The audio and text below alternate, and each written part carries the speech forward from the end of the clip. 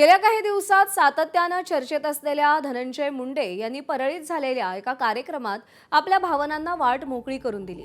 केवळ एका व्यक्तीला बदनाम करून एका गावाची प्रगती थांबू शकत नाही।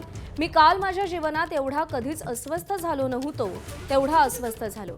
बीड जिल्ह्यात कोणतीही घटना घडली, कुठेही खडा पडला की पावती माझ्या नावावर आहे, माझ्या विरोधात भाषण आहे, वाजवा रे वाजवा, हे संघर्षाचं जीवन मी जगलंय। धनंजय मुंडेंच्या या भाषणाची आता चर्चा होऊ लागली आहे।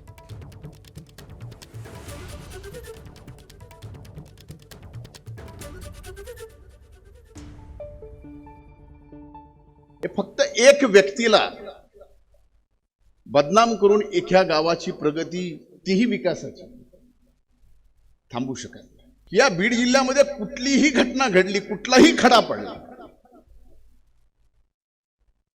की माझं पावती माझ्या नावावर आहेच, माझ्या विरोधात भाषण आहेच।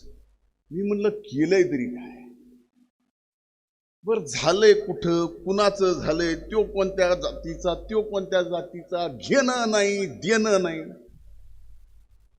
वाजवा धन्याला।